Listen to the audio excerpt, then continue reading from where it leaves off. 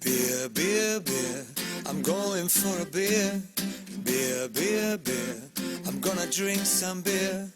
I like drinking beer. Hi, I'm Bailey. Next week, I'm going to San Diego State. His name is Jamal Franklin, okay? We'll put Franklin here. Look at that. That's right. Vanna, could you? And then there's beer.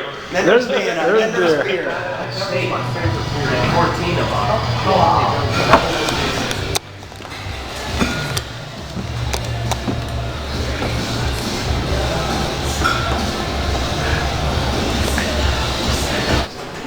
The blonde, the Malibu blonde is not going to be like that. The blonde, James blonde will be.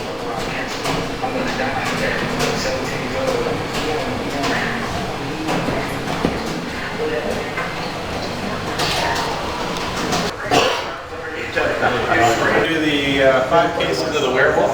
And for you new guys here, what we do is we do an extract base with a specialty grain addition. We do that for the sake of time, essentially. We do the alternative, which would be an all-grain version. We'd be here for pretty much most of the day. We'd be here for at least probably 6 hours. Which isn't bad. Right. Well, I mean, it's not a bad thing, but it would require a little more work. Yeah, it wouldn't be we have hanging a out. high bar tab, too. Well, you probably wouldn't be drinking as much, to be quite honest with you. You'd be a little busier, maybe work up even a sweat, but we're not trying to do that here. We're trying to be nice, relaxed, and just appreciate beer more, and also it's a good excuse to have a couple beers pretty early in the day, right? Yeah, absolutely. Good, okay. So the extracts, essentially what they're doing is they're supplying a nutrient source for the yeast. That's where we're actually going to get our alcohol from. The extracts provide fermentable sugars, and it's those fermentable sugars that the yeast will later break down into ethanol, which is your alcohol, and CO2.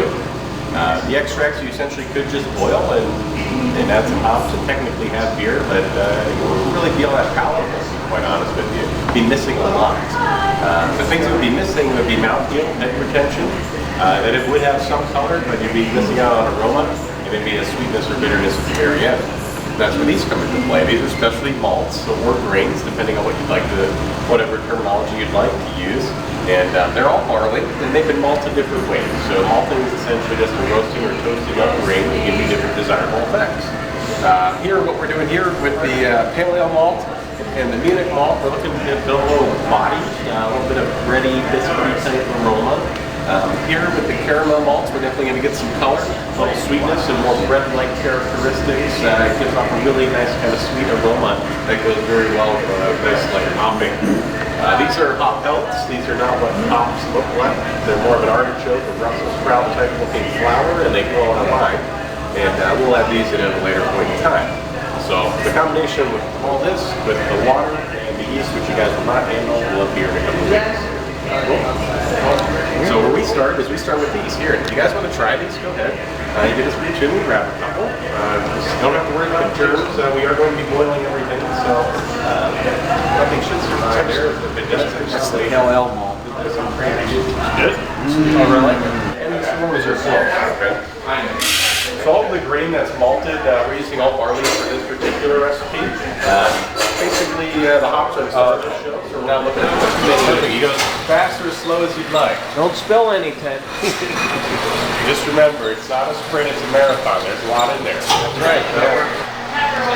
You've already got, all right, then just dunk that in and out of water a couple times. And just pull it in and out. There you go. The only thing you treat for here also is chlorine, which is a Camden tablet. Yeah, those stuff,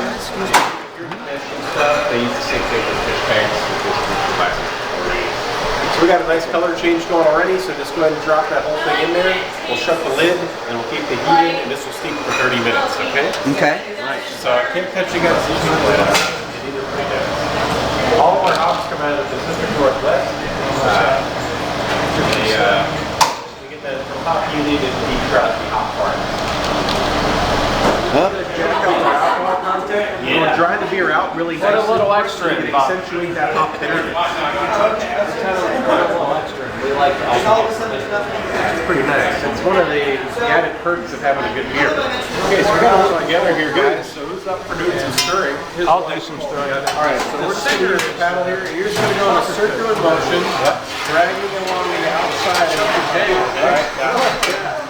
One guy who's out, the other guy who's and who knows, like, ready, Tim? Yeah, I'm ready. The pacemakers and stuff like that. Very nice. And he's pretty good. He does pretty good soccer and stuff like that. And then I have T-minus 30 and counting. We're gonna get a count. My arm's getting T-minus 30 to launch. T-minus 25. Which arm's tired? Not this one. Count it down when we get to 15. T-minus 20. Hold on. T-minus 15. 10, T-minus 10. 9, 8, 7, 6, 5, 4, 3, 2, 1. Go! You're late, Go! you're late. Too late. Oh, you screwed it up. We are werewolf slayers. To the werewolf! On 3, to the werewolf. Well, we were just looking at like the blondes.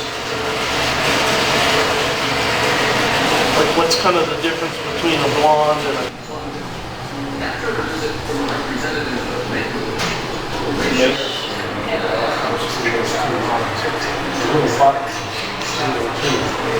Just a second or two for each push is fine, and then you pull this in, and you'll see that your beer starts filling slowly from the bottom.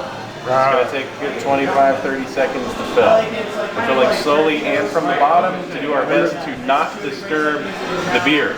As we go on, there should be less and less foam, again, so it's nice and carbonated when you pour it into your glass and drink it out of the bottle at a later point in time. Senior, we think we did wrong last time. That we had a couple that didn't How about that? preserve too well. Sir, one second. We're gonna let this foam run out, and then we're gonna let this beer go all the way to the top, and then when it does, you just release the beer gun, you remove it, and it displaces to the proper fill height. The caps are in a non-rinse sanitizer, and you want to grab them by the sides and shake out the sanitizer. If you touch the middle area, you might have something on your fingers that can contaminate the beer in the bottle. You just put it under there, there's a magnet there. You slide this in, it should sit right in this groove, and you can hold on to the bottle or the back, it's up to you, but you just want to put it down, and we're good. All right, these labels were designed by Bob. Very cool. Yeah, it's super easy to cap now, guys. I'm going to start off by stacking. There it is. There's our first bottle. Nice. Love it. Coming in for Werewolf Slayer. Oh! Beer, beer, beer. I'm going for a beer.